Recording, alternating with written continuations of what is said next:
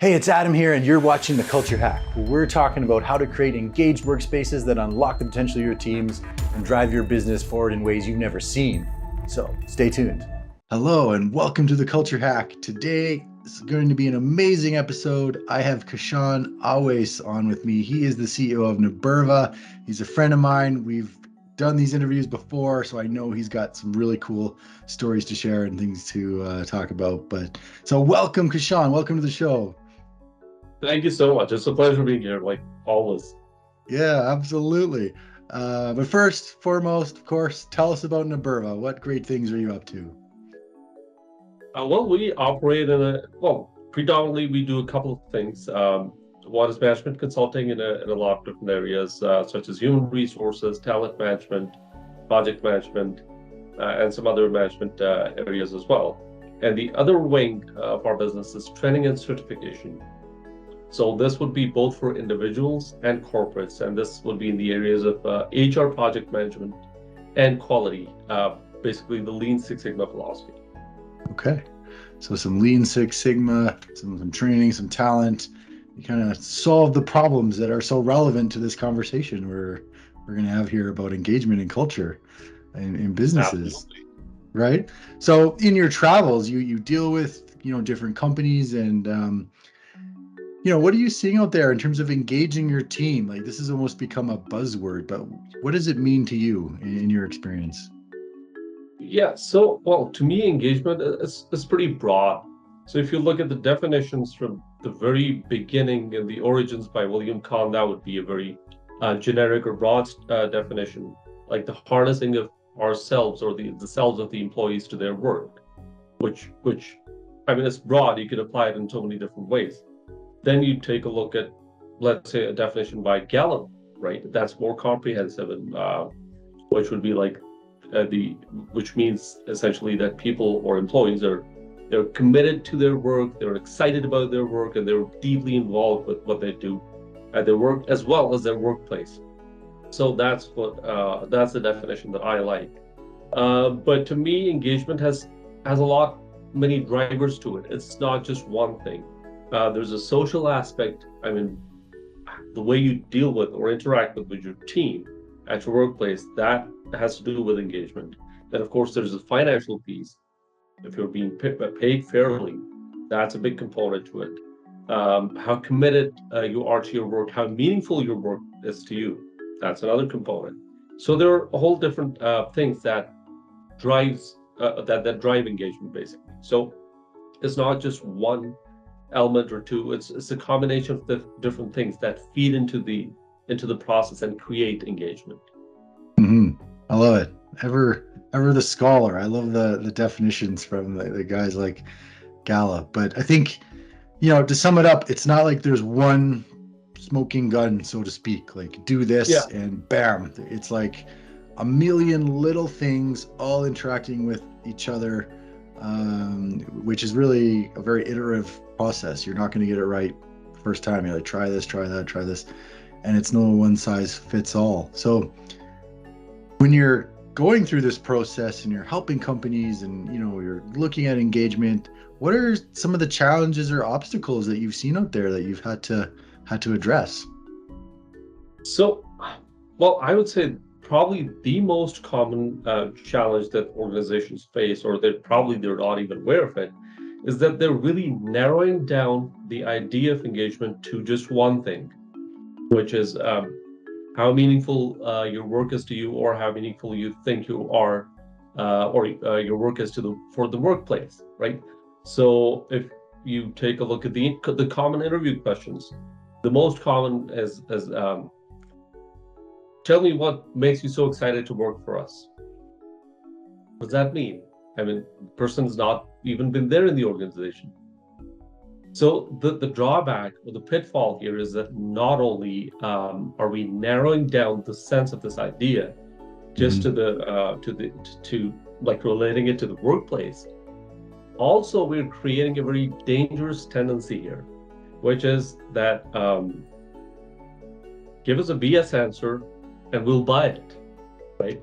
Because the person entering into an organization, they know nothing about the culture of the organization, right? And mind you that the internet reviews, they're not very helpful, right? They Hmm. could be a 5-star interview could be from a sponsored employee or somebody like insider to an organization, or a 1-star review could be from a disgruntled employee, right? It doesn't really speak true to the culture of the organization. So it's practically impossible for a candidate to state why they are excited to work for that organization, which they know nothing about. They haven't even stepped in. So this this is the dangerous trend that does not really become very conducive to a high degree of engagement in the long run. Secondly, is that when we try to assess the level of engagement through surveys or very simple questions, because the study indicates that there is a big chunk, about 1/3 of the respondents who are participating in such surveys about engagement and who indicate or score themselves really high in terms of engagement. And Hmm. their supervisors or managers think the same way about them as well. They, in fact, turn out to be actively disengaged.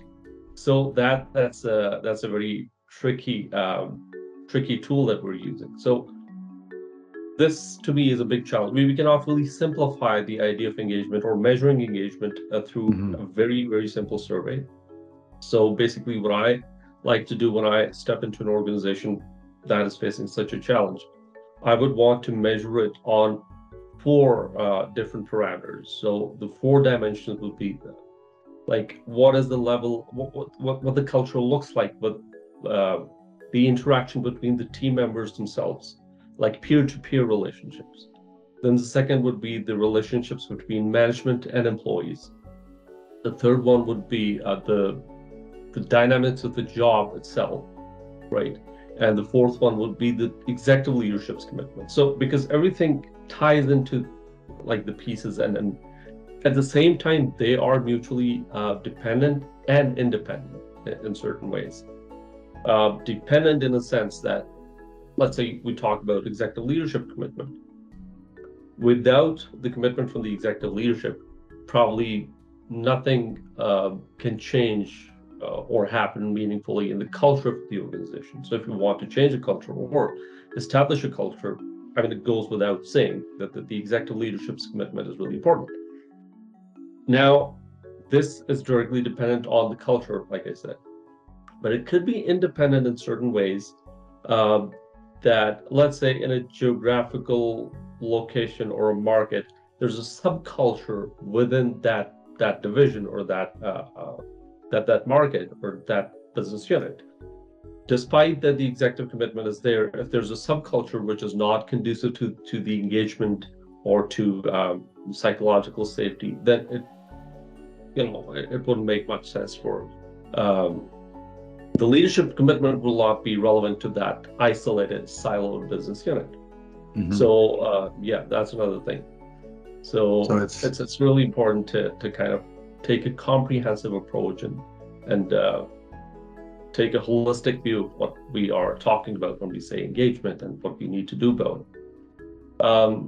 An interesting observation that I would probably want to mention here, which might be relevant here, is that we at Naburva, we conducted a study at 100 organizations, like a little more than 100, maybe 103 or something like that.